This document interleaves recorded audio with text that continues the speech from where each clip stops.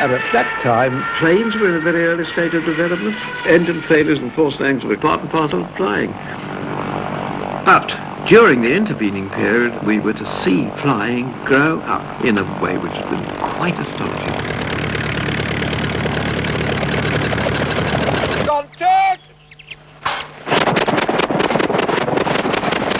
Well, here I am again after a wonderful flight around the metropolis, the Metropolis, I mean London. Now, folks, anybody else like a flight before I put the plane back in the washout? Round the gasworks 1 and 6, looping the loop flippance extra, and no charge for falling out.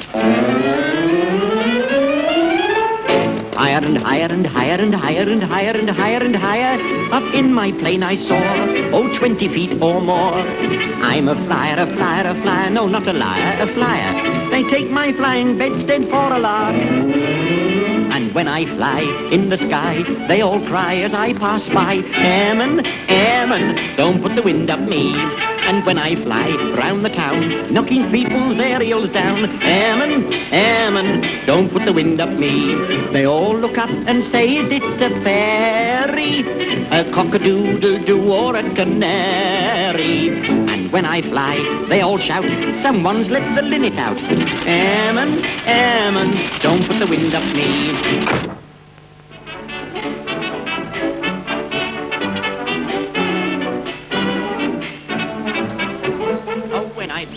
In the sky, they all cry as I pass by. Airman, airman, don't put the wind up me. Odie, odie, oh, when I fly round the town, knocking people.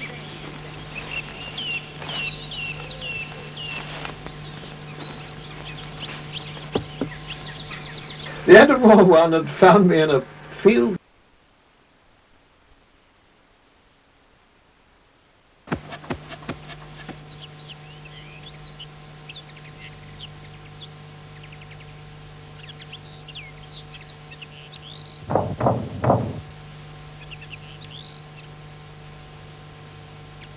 Petrol is on, switch is off, stuck in. Stop. Switch it off.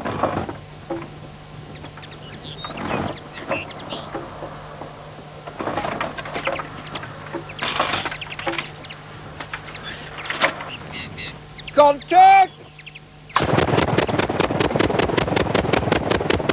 Looking back now, it all seemed a bit of a lark, and one remembers only the good times. But there was a spell, back around the end of 1916 that is. I've seen it stated somewhere or other that the life expectation of aircrew in the worst hit squadrons was something in the range of about 11 days to 3 weeks. And that's a pretty frightening thought, isn't it? Higher and higher and higher and higher and higher and higher and higher, up in my plane I soar, 20 feet or more.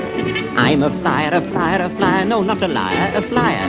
They take my flying bedstead for a lark. And when I fly in the sky, they all cry as I pass by, airman, airman, don't put the wind up me. And when I fly round the town, knocking people's aerials down, airman, airman, don't put the wind up me. They all look up and say, is it a fairy, a cock-a-doodle-doo or a canary? And when I fly, they all shout, someone's let the linnet out. Airman, airman, don't put the wind up me.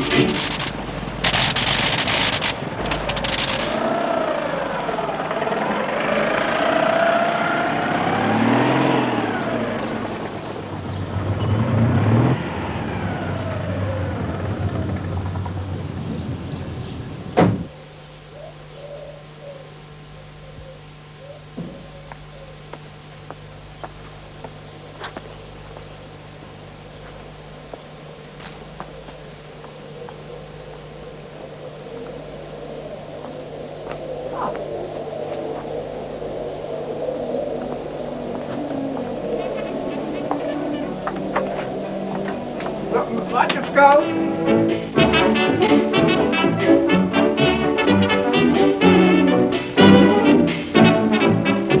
Oh, when I fly in the sky, they all cry as I pass by. Airman, airman, don't put the wind up me. Odie, odie, oh, when I... Oh, that lovely bit of Blériot stirred a memory or two, I'll tell you. My God, it has. And the memory goes back. What started me on the road towards flying, I was in Bangkok, one of those pre-war chaps sitting on the edge of the outposts of empire. There were Germans and ourselves and the French in Bangkok all doing trading. We had been playing a series of rugby football matches, and we were all invited to the German club. Right, just as we were starting our meal, clatter at the door, banging at the door, and in came a chap. He was a runner from the German embassy with a German declaration of war. Well, here were we all sitting around the table.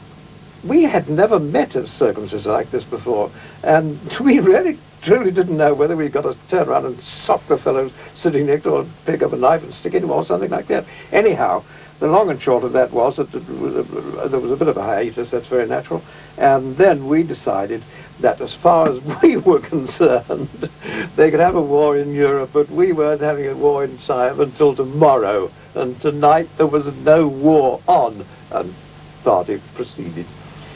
The next day it really did start to get serious.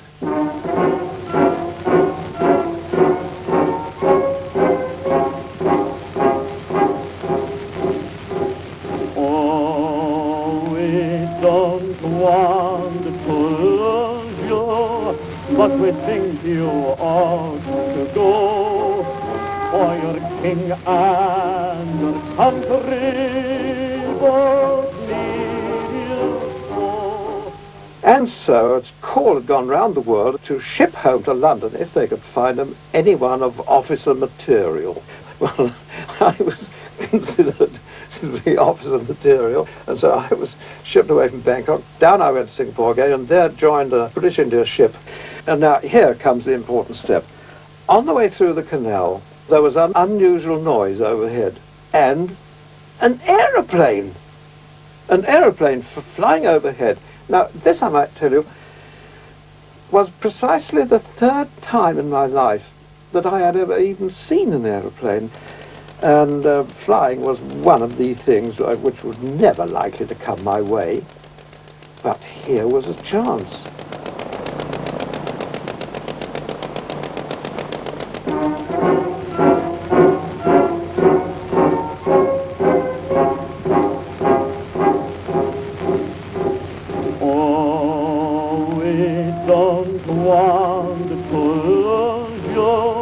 But we think you ought to go for your king and your country both need you so.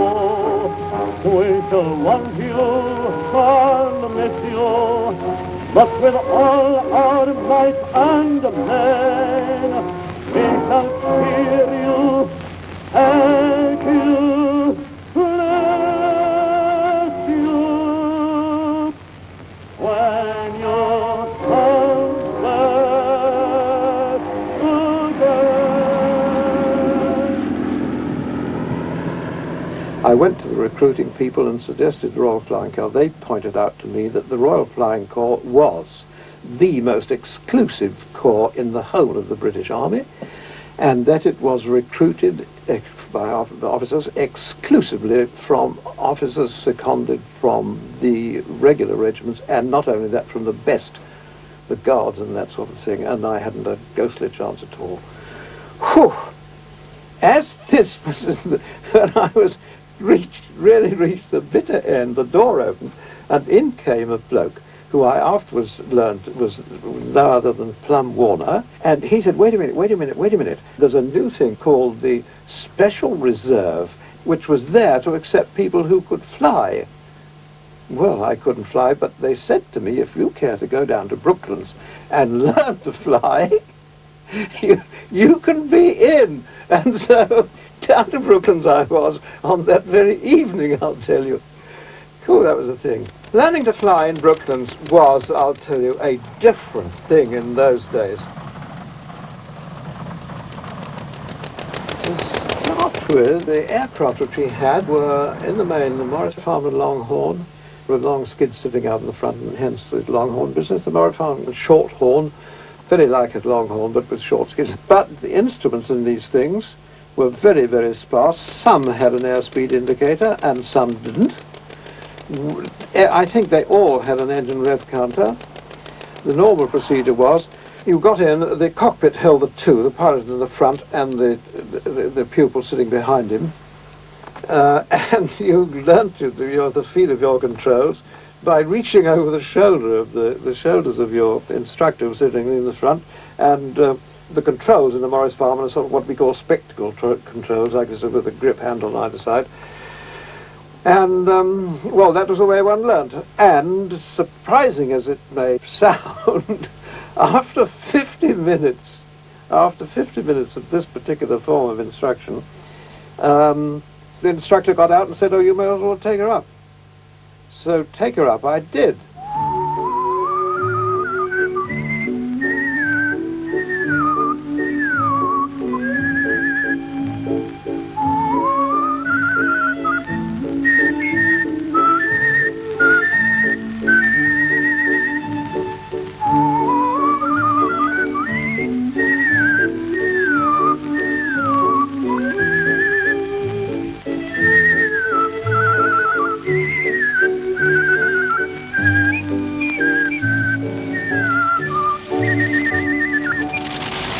This happened to be the 1st of April, 1915.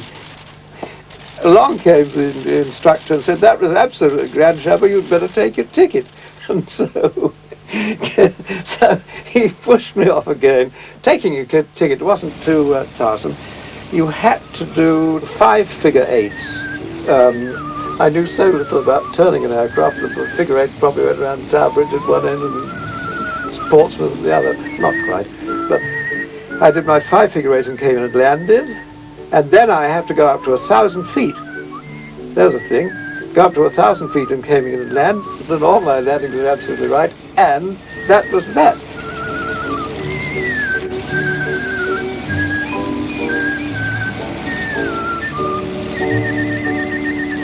And I got my ticket. There's the thing. That meant that automatically I was in the Special Reserve. And the next thing that I know was up to town to get me, I wonder if I got a picture of it, up to town to get me uniform. I've got a little picture of myself in uniform, I might tell you. There it is, my very first uniform taken at home. But then I was passed on from there to CFS, Central Flying School, which at that time was up Avon on Salisbury Plain, for further experience and in particular to do a cross-country. Now my cross-country consisted of a journey from Salisbury to Andover, which is somewhere around 20 miles, I suppose, and with a lovely convenient railway line which I could follow all the way. There's navigation for you. Right, here's a very awkward one. I was posted overseas, and I had never flown an aircraft which was actually in active service. But I went and saw the CO about this and said that before I went overseas I'd like to fly something which was in active service before I went.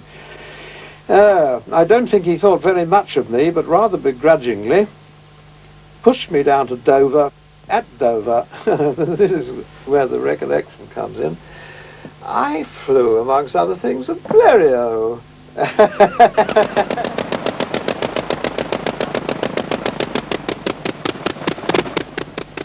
Now, the Blériot always has been an important aircraft. I'll explain to you one of the reasons why. Beginners were mostly being taught, as I was, on biplanes like the Longhorn. And something had to be done to convert chaps from biplanes to monoplanes, which were being used by most of the fighter squadrons.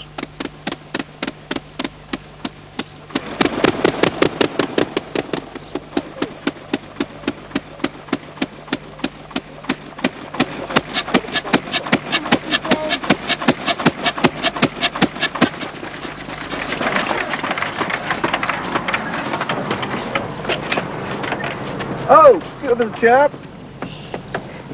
Really got it.